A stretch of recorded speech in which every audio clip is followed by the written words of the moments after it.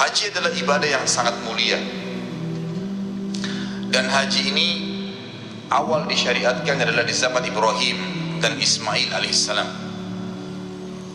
Dan banyak kejadian dari rumah tangga, kejadian keluarga Nabi Ibrahim alaihissalam ini yang dijadikan sebagai bagian daripada haji.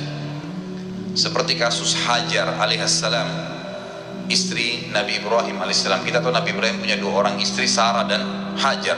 Sarah menikah dengan Ibrahim alaihissalam sampai umur 60 tahun tidak punya anak. Tapi Sarah ini tentu yang teman-teman ikuti di materi sirah saya sudah tahu, tapi yang belum ikut saya sampaikan. Sarah ini menikah dengan Nabi Ibrahim alaihissalam, dan Sarah memiliki kecantikan yang luar biasa secara fisik. Begitu pula dengan akhlaknya, sesuai dengan Ibrahim alaihissalam juga yang sempurna, karena Ibrahim alaihissalam sangat menyerupai Nabi SAW secara fisik. Dan Nabi sudah pernah saya gambarkan bagaimana gagahnya beliau secara fisik dan juga akhlak yang sempurna. Ringkas cerita, suatu hari pernah Ibrahim alaihissalam membawa Sarah ke Mesir, dan di Mesir waktu itu ada raja zalim, suka ngambil istrinya orang. Pokoknya semua perempuan yang berstatus istri pasti diribut sama dia kalau dia suka secara fisik, karena dia anggap tidak mungkin perempuan ini nikahi oleh suaminya kecuali punya kelebihan, penyakit jiwa. Tapi begitulah terjadi pada raja Mesir pada saat itu ya. Masuklah Ibrahim alaihissalam dengan istrinya Sarah ke Mesir, dan Ibrahim sudah berkata kepada Sarah, kalau kita masuk di Mesir nanti dan ada pengawal-pengawal raja zalim ini yang akan menangkap kamu, kalau kamu ditanya siapa saya, katakan saya saudaramu, dan kalau saya ditanya saya juga akan mengatakan kau saudariku, maksudnya seiman ya. Bukan berarti saudara sebenarnya, tapi suami istri. Maka sampailah mereka di Mesir, sepakat dengan poin itu. Ternyata prajurit-prajurit Mesir, raja Mesir ini ada memang khusus untuk mencari wanita-wanita yang jadi incaran si raja zalim ini. Ketemu dengan Sarah, begitu melihat kecantikan Sarah sudah tidak berpengaruh lagi, dikatakan ini saudara saya, tidak percaya, pokoknya tetap kamu akan dibawa. Ringkas cerita, dibawalah Sarah kepada raja Mesir. Begitu masuk depan raja Mesir di istananya, dengan lihat kecantikan yang luar biasa, tidak bisa sabar, dia ingin menjamah Sarah. Waktu dia ingin menjamah Sarah, tiba-tiba tangannya stroke, karena Sarah berdoa kepada Allah Azza wa Jalla agar dihilangkan dari keburukannya raja ini. Dia kaget, dia bilang, apa yang kamu lakukan? Kenapa tangan saya tiba-tiba begini? Kata Sarah, saya minta kepada Tuhan saya untuk menghukummu, karena kau ingin menjamahku dan kau bukan suamiku. Maka dia pun berkata, berdoalah sama Tuhanmu agar stroke saya, penyakit saya ini hilang dan saya tidak akan ganggu kamu. Sarah pun berdoa kepada Allah, sembuh. Raja ini ternyata masih bandel, tetap aja dia ingin menjamah Sarah. Waktu dia ingin menjamah yang kedua, stroke lagi. Lalu dia bilang lagi, apa yang kau lakukan? Kata Sarah, saya berdoa kepada Allah Tuhan saya untuk memberikan kamu hukuman karena kau ingin menjamah saya dan kau bukan suami saya. Kata si raja, baiklah, berdoa sama Allah, sama Tuhanmu itu agar saya disembuhkan dan saya tidak akan ganggu kamu. Sarah berdoa, sembuh yang kedua kali. Dan raja ini masih saja berusaha menjamah Sarah yang ketiga kali. Waktu dia ingin jamah yang ketiga kali, Sarah berdoa, seluruh tubuhnya nggak bisa bergerak, yang bisa bergerak cuma mulutnya, semua tangannya, kakinya, badannya tidak bisa bergerak. Maka dia pun berkata, saya jadikan saksi seluruh yang ada di istana saya ini ya, bahwasanya saya tidak akan menjamah kamu, mintalah kepada Tuhanmu agar saya disembuhkan. Maka Sarah pun berdoa dan akhirnya disembuhkan. Dan raja ini berkata, keluarkan wanita ini dari istanaku, yang kalian datangkan bukan manusia tapi jin. Kisahnya begitu. Si raja Mesir ini ternyata karena takut, ikhwan dan akhwat sekalian, khawatir jangan sampai Sarah ini berdoa lagi kepada Allah dan dia stroke lagi, maka dia menghadiahkan, ada dua perselisihan pendapat ahli sejarah, dihadiahkan budak wanitanya, yang satu lagi pendapat mengatakan anaknya dia sendiri yang perempuan dihadiahkan, yang bernama Hajar. Hajar ini dihadiahkan oleh raja Mesir kepada Sarah, supaya Sarah nggak berdoa lagi sama Allah, bisa stroke dia. Ringkas cerita, dibawalah Hajar ini pulang ke Palestina waktu itu dan bekerja membantu Sarah. Sarah dan Hajar selisih umurnya setengah. Waktu itu umur Sarah kurang lebih 30 tahun, umurnya Hajar 15 tahun. Berjalan rumah tangga Ibrahim dan Sarah alaihimussalam semuanya sampai umur Sarah 60 tahun, tidak punya anak. Berarti umurnya Hajar pada saat itu berapa? 30 tahun. Masya Allah, kalau hitung umur perempuan cepat ya. Jangan tersinggung Pak Yoyo, tidak apa-apa. 30 tahun umurnya Hajar. Karena Ibrahim alaihissalam pengen punya keturunan, maka Sarah dengan niat baiknya menghadiahkan kepada Ibrahim alaihissalam budaknya Hajar, lalu Hajar dibebaskan oleh Ibrahim alaihissalam dari keterbudakan, lalu kemudian dinikahi. Setahun kemudian Hajar hamil, setelah pernikahan setahun kemudian melahirkan anak laki-laki yang bernama siapa? Ismail alaihissalam. Fitrah perempuan, Sarah merasa sedih. Kenapa dia tidak bisa memberikan anak kepada Ibrahim? Dia pun berdoa kepada Allah Azza wa Jalla agar diberikan karunia. Ternyata dengan umur 62 tahun, masuk 62 tahun hamil, dan akhirnya melahirkan juga namanya Ishak. Ishak dan Ismail adalah anak Ibrahim alaihissalam. Makanya Ibrahim diberikan julukan Abul Anbiya, ayahnya para nabi, karena dua anaknya menjadi nabi dua-duanya. Baik, Ibrahim alaihissalam setelah memiliki anak Ismail dan sebelum lahirnya Ishak, jadi Ismail ini masih masa menyusui, masih di bawah 1 tahun umurnya. Datang perintah Allah Azza wa Jalla memerintahkan Ibrahim alaihissalam untuk membawa istrinya Hajar ke Mekah. Mekah waktu itu ikhwah-ikhwah sekalian adalah sebuah lembah yang tidak ada kehidupan sama sekali. Kata Allah Azza wa Jalla tentang melalui lisannya Ibrahim alaihissalam, dia mengatakan, ya Allah, saya meninggalkan keluarga saya dengan kalimat Al-Quran, biwadin ghairi dhi dhar'in inda baitikal muharram rabbana liyuqimus shalah, al-ayat. Ya Allah, aku tinggalkan keluargaku di sebuah lembah yang tidak ada dhi dhar'. Dhi ini dalam bahasa Arab sama dengan zu, digunakan kalau sesuatu yang melampaui batas, gitu kan. Jadi dikatakan dhi dhar' artinya tidak ada tumbuhan. Jangankan tumbuhan hijau, tumbuhan mati nggak ada, gersang, nggak ada kehidupan, nggak ada binatang, nggak ada pohon, nggak ada manusia, nggak ada kehidupan, lembah kosong.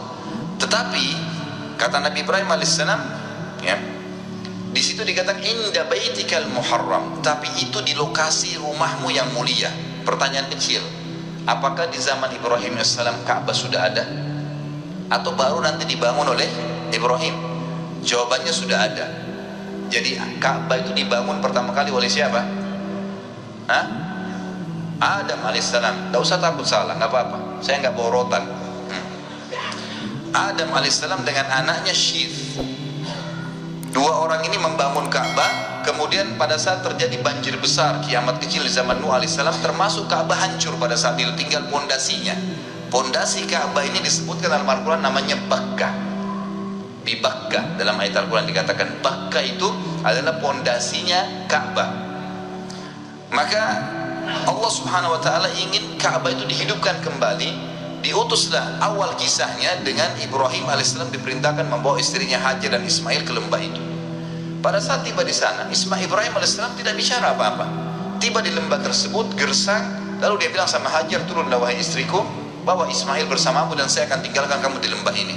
Hajar bingung, nggak ada instruksi, nggak ada informasi, nggak ada bekal yang cukup. Cuma begitu saja. Ibrahim alaihissalam tiba-tiba balikan kuda untanya menuju ke arah Palestina, mau pulang. Diikuti oleh Hajar. Wahai Ibrahim, apakah engkau meninggalkan kami di sebuah lembah? Tidak ada manusia, nggak ada pohon, nggak ada hewan, nggak ada kehidupan. Panas, gersang begini. Bekal air cuma 1 kendi air. Ibrahim alaihissalam cuma bisa netes air mata, tetap jalan. Diikuti lagi. Ya Ibrahim, apakah kau tinggalkan kami di lembah, tidak ada kehidupan, nggak ada manusia, nggak ada batu, nggak ada air, nggak ada pohon, nggak ada hewan. Ibrahim alaihissalam tetap jalan menangis. Yang ketiga kali Hajar bilang lagi, wahai Ibrahim, apakah kau tega membiarkan kami begini-begini dan seterusnya. Tetap saja Ibrahim alaihissalam jalan. Maka Hajar akhirnya Allah SWT berikan ilham dalam hatinya dan bertanya begini, Allahu amaraka bihada, apakah Allah yang perintahkan kamu seperti ini? Maka Ibrahim alaihissalam tidak nyaut apa-apa, cuma ngangguin kepala. Iya, asli ini memang diperintahkan oleh Allah. Maka jawaban Hajar dengan sangat jelas, dan perhatikan ya, seseorang kalau sudah datang perintah Allah Azza wa Jalla dan dia terima, perhatikan nanti apa efeknya, apa yang Allah kasih pada saat datang sebuah ilmu, dalil, wahyu, Al-Quran dan Sunnah lalu diamalkan. Perhatikan apa yang Allah kasih nanti, dari banyak sekali pahala yang dia akan panen. Maka dia mengatakan idzan la yudayyi'ana, kalau begitu tidak mungkin Allah itu membiarkan kami mati. Udah pergi aja Ibrahim, gak apa-apa. Ibrahim alaihissalam pun pulang ke Palestina. Di tengah jalan dia berdoa, Rabbi inni askantu min dzurriyyati biwadin ghairi dha inda baitikal muharram rabbana liyuqimus shalah faj'al afidatan minan nasi tahwi ilaihim. Jadi dikatakan di sini, ya Allah, aku telah meninggalkan keluarga aku di sebuah lembah, tidak ada kehidupan, tidak ada pohon, tidak ada air, tidak ada manusia, tidak ada hewan. Tapi di tempat rumahmu yang mulia Allah, agar dia mendirikan sholat sebagai kamu, sebagaimana engkau telah perintahkan ya Allah, gitu kan? Maka tolong utuslah kepada mereka orang-orang yang bisa tinggal mendampingi mereka. Karena perintah Allah kepada Ibrahim alaihissalam, tinggalkan istrimu di sana Hajar sama Ismail, pulang ke Palestina, nggak ada tugasmu tinggal di Mekah. Maka dia berdoa seperti itu. Kita kembali ke Hajar alaihissalam. Hajar waktu itu merasa prihatin setelah Ibrahim alaihissalam sudah tidak kelihatan lagi di jauh padang pasir sana. Teriknya matahari di siang hari luar biasa panas, air yang diminum tinggal sedikit. Ismail juga butuh minuman. Hajar merasa sebelum malam tiba kesempatan, coba cari sesuatu di situ, ada kehidupan, ada pohon, ada manusia kah, ada kemah kah, manusia hidup di sana, di mana kelihatan. Yang paling dekat dengan Hajar waktu itu ada dua bukit namanya Safa dan Marwah. Maka dia pun alaihissalam, Hajar naik ke atas bukit Safa. Kita tahu kalau panas matahari yang sangat terik, ada fata morgana, ada kesannya kayak kelihatan air, padahal sebenarnya tidak, karena pantulan dari cahaya matahari. Dia naik di Safa, dia lihat ke gunung Marwah, ada air di sana. Maka yang terjadi, Hajar alaihissalam turun dari Safa, di tengah-tengah lembah dia berlari, persiapan untuk naik ke gunung Marwah. Naik di Marwah, dia lihat kiri kanan gak ada air. Dia lihat ke arah Safa, ada air di sana. Diulangin lagi sama dia. Turun dari Marwah, di tengah-tengah lembah lari lagi, kemudian naik di Safa. Terjadi sama. Sampai 7 kali dia bolak-balik. Dari Safa ke Marwah, Marwah ke Safa, terus begini sampai 7 kali. Terakhir di Marwah, dia lihat oh berarti tidak ada, gak ada air. Lalu dia kembali ke anaknya Ismail. Waktu dia kembali ke Ismail alaihissalam, dia kaget. Ternyata di bawah kakinya Ismail ada mata air. Ada khilaf di antara ulama tentang dari mana mata air itu. Ada yang mengatakan dari pijakan kaki untanya Ibrahim alaihissalam, tapi riwayat ini lemah. Ada yang mengatakan memang dari sentakan kaki Ismail waktu lagi menangis, itu juga lemah. Tapi ahli sejarah ada yang pakai. Yang paling kuat adalah Allah SWT mengirim Jibril dan mengepakkan sayapnya, lalu keluarlah mata air tersebut. Pada saat Hajar tiba, lihat air, bayangkan kalau kita di posisi ibu kita ini, panas, gerah, ketakutan, gak ada keluarga, takut mati, gak ada air. Lalu lihat mata air, apa yang terjadi kira-kira? Dia datangin air tersebut dengan semangat, lalu dia buat bendungan kecil dari padang pasir itu, sambil mengucapkan lafaz yang digunakan dalam bahasa Palestina, bukan orang Arab ya, ini bukan bahasa Arab, bahasa asli orang Palestina. Dia mengatakan zam zam, artinya apa? Berkumpullah, berkumpullah gitu. Jadi makna zam zam itu sebenarnya, ini rahasianya gitu ya. Maka dia bilang zam zam, ditutup sama dia gitu kan, ditutup sama dia. Kata Nabi SAW, semoga Allah merahmati ibunya Ismail, kalau dia tidak bendung maka zam zam akan menjadi lautan yang luas. Tapi kekhawatiran seorang ibu, takut airnya habis gitu kan. Tapi kalau dia biarin, udah jelas berkah dari Allah, jadi lautan yang luas. Bayangkan sekarang miliaran orang yang minum gak habis-habis gitu. Baik, akhirnya pada saat itu kejadian terjadi di jazirah Arab yang lain. Di tempatnya di negeri Yaman ada bendungan namanya Bendungan Ma'rib. Bendungan Ma'rib terkenal sekali di negeri Yaman. Surah Saba menjelaskan masalah itu. Karena mereka kufur terhadap nikmat Allah, bendungan itu Allah hancurin, sehingga akhirnya di sisi barat dan timurnya negeri Sabah dulu ini penuh dengan, semua di sisi baratnya buah-buahan, semuanya jenis buah-buahan ada. Di sebelah timurnya semua jenis sayuran ada, kaya raya mereka. Tapi karena mereka kufur, Allah hancurkan bendungannya, lalu Allah ganti dengan pohon-pohon yang berduri gitu ya. Ringkas cerita, keluarlah suku-suku Arab dari Yaman pada saat itu, dan waktu itu tidak ada suku Arab kecuali di Yaman.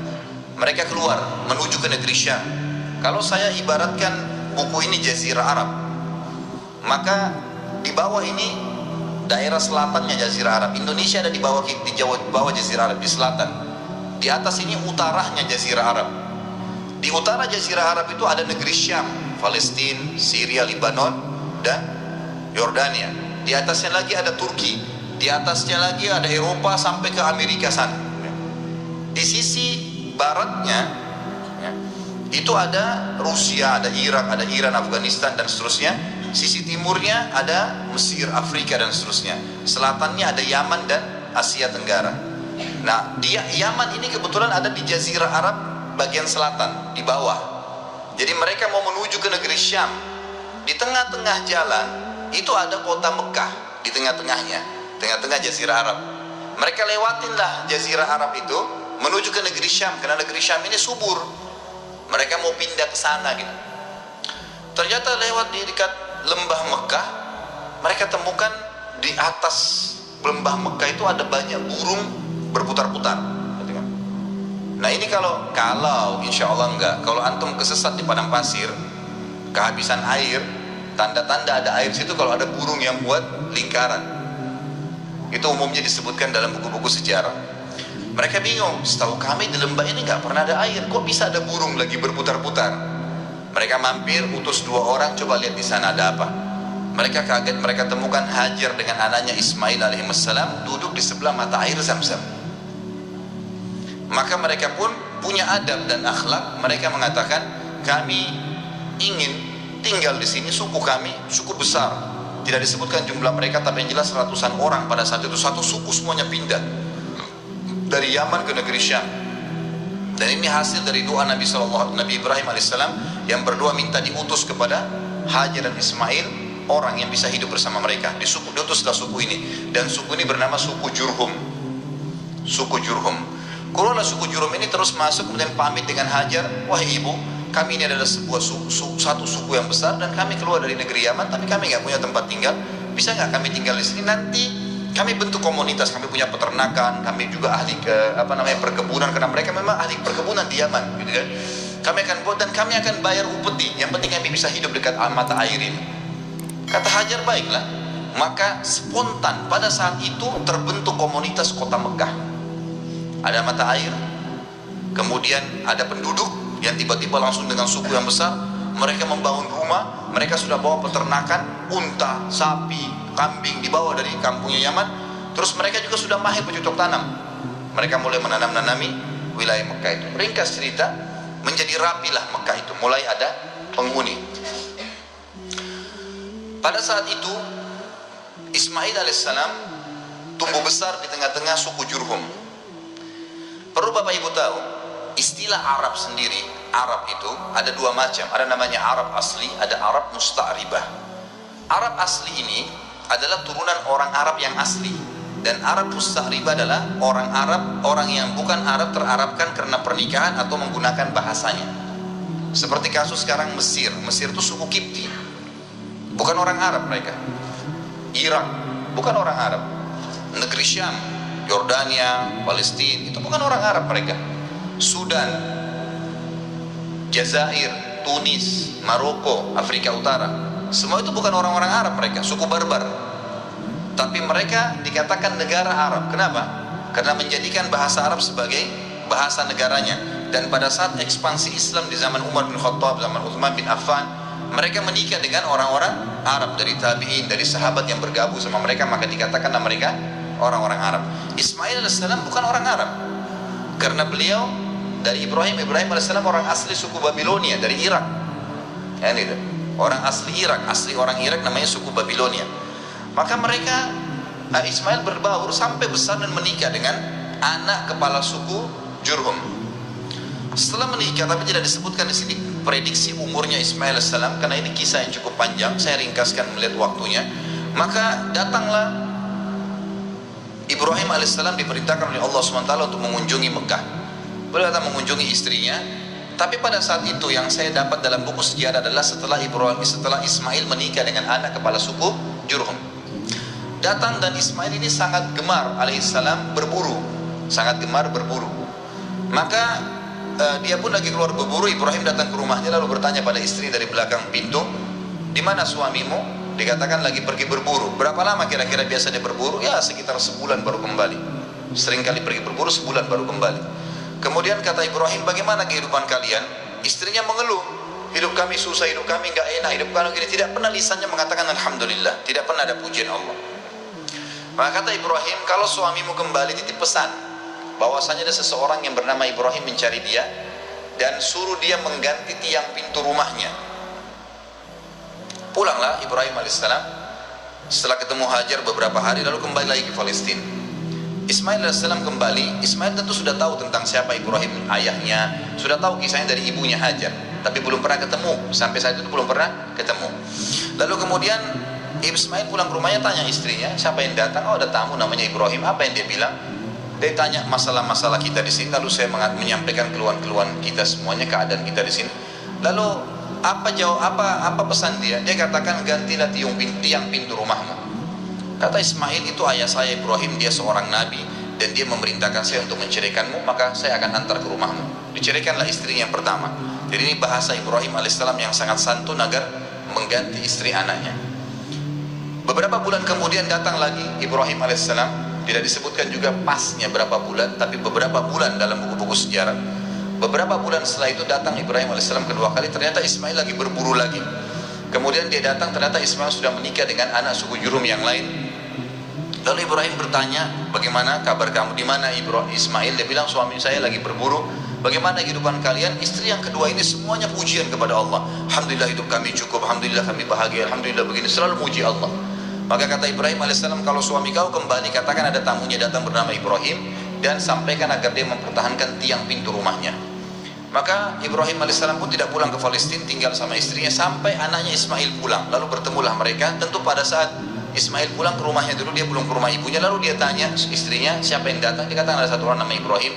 Apa pesannya? Dia suruh pertahankan tiang pintu rumahnya. Tiang pintu rumahmu. Kata Ismail, itu ayah saya Ibrahim, dia seorang nabi dan dia menyuruh saya mempertahankan rumah tangga denganmu. Ringkas cerita, Ismail ketemulah dengan Ibrahim alaihissalam. Lalu mereka berpelukan. Seterusnya, setelah itu Ibrahim alaihissalam tidak kembali ke Palestina.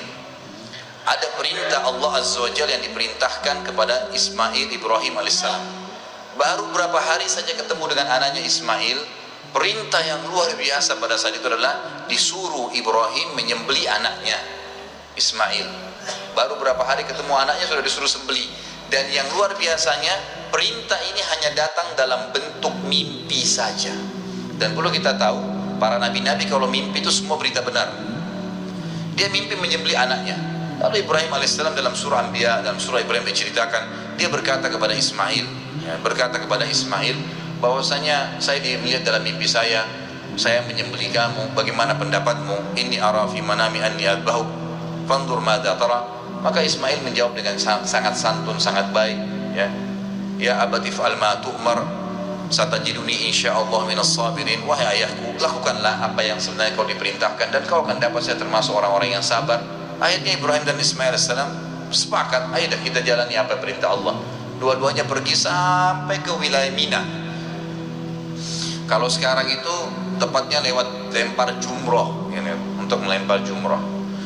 Pada saat itu datanglah Ismail dan Ibrahim alaihissalam di 3 titik di dekat gunung Mina yang sudah diperintahkan oleh Allah dalam mimpi untuk disembelih anaknya Ismail.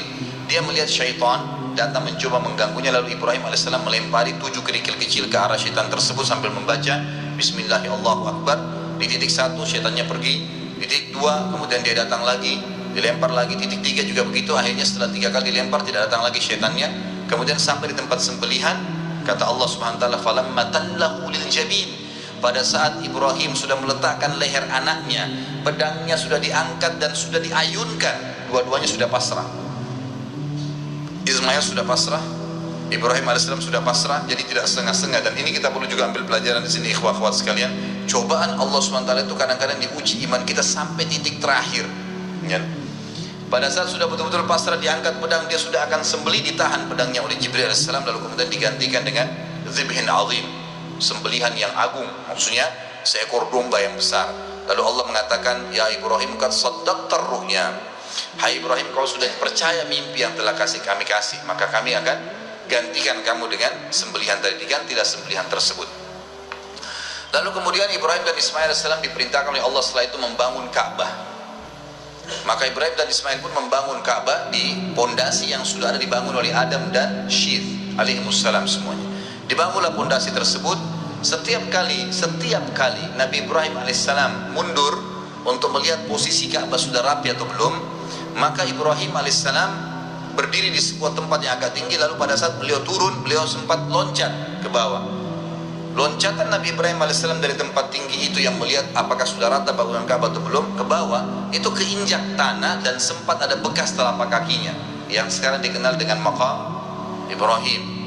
Allah kekalkan itu pijakan kakinya dengan izin Allah Subhanahu wa taala untuk menjadi tanda-tanda kebesaran Allah Subhanahu wa taala. Kemudian pada saat selesai bangun Ka'bah, kata Ibrahim alaihissalam kepada Ismail alaihissalam, coba carikan saya batu yang kuat agar bisa bangunan ini kuat pondasinya, karena memang posisinya berdiri, karena memang bangunan ini tadinya didirikan dari tanah liat yang dibasahkan lalu dikeringkan lalu kemudian disusun, jadi mudah runtuh gitu kan. Maka Ismail pun alaihissalam keliling di sekitar padang pasir situ mencari. Dan lama kemudian dia bawa datang Hajar Aswad. Hajar Aswad ini tadinya warna putih terang, tapi karena dosanya anak Adam jadi menjadi hitam. Diturunkanlah, kemudian Nabi Ismail AS membawa dengan bentuk warna hitam. Kata Ibrahim, dari mana kau dapatkan? Dia bilang, dari Allah turunkan kepada saya. Lalu dinaikkanlah batu tersebut, ditaruh di posisi sekarang Hajar Aswad. Setelah selesai tempat tersebut, sudah ada air Zam-Zam tadi, sudah ada tempat Hajar mencari Safa dan Marwa air, sudah ada sembelihan tadi yang tidak jadi, Ka'bah sudah terbangun, sudah ada Hajar Aswad. Allah Subhanahu wa taala menyempurnakan, berkata kepada Ibrahim melalui Jibril alaihissalam, perintahkan wahai Ibrahim seluruh manusia di muka bumi agar haji. Dalam riwayat sahih kata Ibrahim alaihissalam, "Wa ma yablughu sauti?" Sampai di mana suaraku ya Allah? Enggak bisa, suaraku enggak mampu nyampein ke seluruh pelosok muka bumi ini. Kata malaikat Jibril, "Ma 'alaika illal balagh." Tugasmu hanya menyampaikan. Maka Ibrahim alaihissalam pun mencari gunung tertinggi di Mekah pada saat itu. Sebagian ahli sejarah mengatakan di Jabal Rahmah yang ada di Arafah. Tapi ini riwayat, sebuah asar, tidak disebutkan tentang kesahihannya. Ringkas cerita Ibrahim alaihissalam, ada yang beriwayat mengatakan naik di atas Ka'bah lalu berteriak, mengatakan, wahai sekalian orang-orang yang beriman, berhajilah. Dalam riwayat ini dikatakan suara Ibrahim alaihissalam dibawa oleh angin ke seluruh pelosok muka bumi, dan semua orang beriman dengar dan kemudian mereka datang. Bahkan Allah SWT menceritakan datang orang-orang tersebut sampai dhamir. Pakai dhamir itu artinya unta-unta yang kurus karena jauhnya mereka jalan, gitu kan. Diutus, datanglah mereka dalam ibadah haji. Lalu rangkaian semua tadi yang dilakukan Ibrahim alaihissalam dengan keluarganya menjadi rangkaian ibadah haji.